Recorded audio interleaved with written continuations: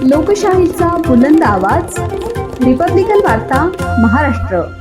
गुन्हे शाखा युनिट 1 नाशिक शहरकडील मुक्तार शेख यांना त्यांच्या गुप्त बातमीदार यांच्या मार्फतीने गोपनीय माहिती मिळाली की एक महिंद्रा कंपनीचा बोलेरो पिकअप क्रमांक MH15 FV 2751 यामध्ये प्रतिबंधित असलेला पान मसाला आणि सुगंधित तंबाखू अवैध विक्री करण्याकरता पेठ रोडकडून नाशिककडे येथे येणार अशी खात्रीशीर माहिती मिळाली होती।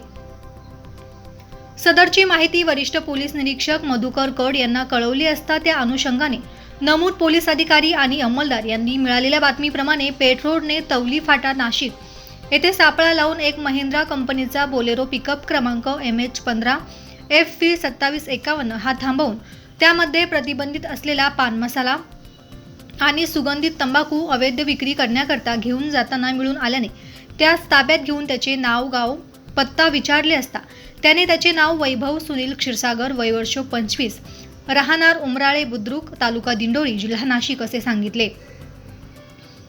त्यानंतर सदर पिकअपची झडती घेतली असता सदर पिकअपमध्ये बेकायदेशीरपणे विक्री करता नेत असलेला एकूण किंमत रुपये 5,45,644 रुपये किमतीचा प्रतिबंधित असलेला अन्नपदार्थ आणि सुगंधित तंबाखूचा माल गुटखा मिळून आल्याने त्या सदरचा गुटखा कोणाकडून आणला याबाबत विचारपूस केली असता त्याने तो सुतारपाडा राज्य गुजरात येथून आणल्याबाबत सांगितले। तसेच सदरचा प्रतिबंधित पान मसाला आणि सुगंधी तंबाखू तो सुतारपाडा राज्य गुजरात येथून नाशिक येथे घेऊन जात होता त्याबाबत त्याने सांगितले। सदर इस्माच्या ताब्यातून 7 लाख रुपये किमतीचा महिंद्रा कंपनीचा बोलेरो पिकअप आणि प्रतिबंधित असलेला पान मसाला तसेच सुगंधी तंबाखू असा एकूण 12,45,644 रुपये किमतीचा मुद्देमाल हस्तगत करण्यात आला आहे। पोलीस हवालदार 605 रमेश कोळी यांनी फिर्याद देऊन सदर इस्माविरुद्ध मसरूळ पोलीस ठाणे येथे गुन्हा दाखल केला आहे। रिपब्लिकन वार्ता Maharashtra bureau report Nashik.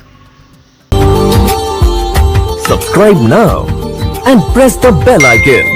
Never miss an update.